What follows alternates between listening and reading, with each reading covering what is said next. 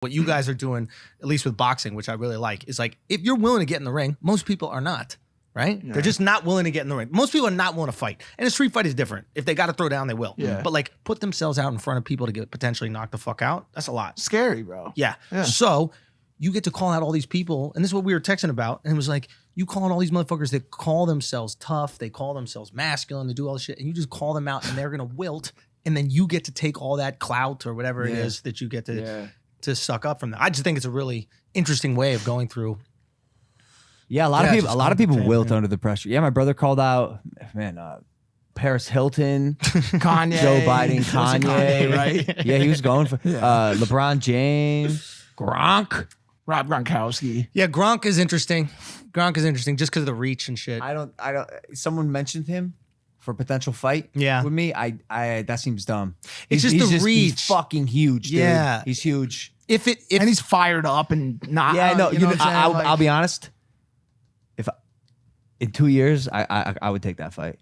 Gronk. Yeah, more experience. I would do it. I would do it. You can do it, but the thing is, like, is it going to be as exciting? Because when you have a guy that has reach like that, right? What happens is, it's really hard to land the type of shots that like Jake was landing on Nate, right? Yeah. You're not going to land an overhand right. No, but I don't box like that.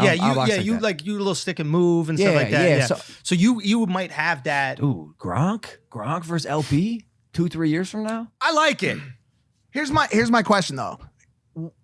You know when people say when keeping it real goes wrong, what happens if because I think a lot of his Jake, for example's jet propulsion, his fuel right now is the fact that he's been winning. You know, he knocked the last dude recency out, bias. You know what I'm saying? Especially with sport. What's it called? Recency bias. Yeah, because he's hot. Is this like psychological? Especially with fight sports. And also sentiment from fans and so on and so forth. But like, so he's been winning. My question is this: what happens if he gets one of these fights? Like, what happens if one of these motherfuckers actually says, "All right, Jake Paul, let's go to the ring, cash out"?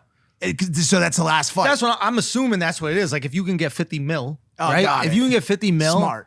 You might as well. Most people would fight anybody for 50 mil. Right. Think about that. I bet 99% of human beings would fight anybody for 50 mil. Because a couple of the guys, like once he walks in with Diaz or McGregor, the fight streak ends, the win streak ends. Yeah, I really don't think that he's gonna outbox and McGregor or even Nate. But here's the thing, he can fight for sure. Like, I'm not saying he can't. The kid can fight. Absolutely. I was very surprised.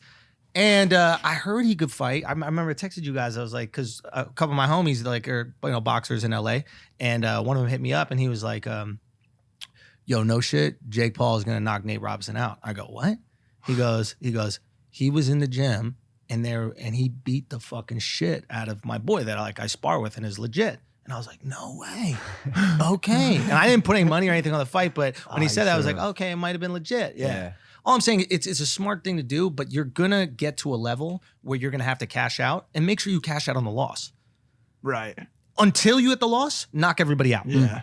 It doesn't make sense. The big to do one anything should else be a but little bit out of your reach. But I was watching him spar today.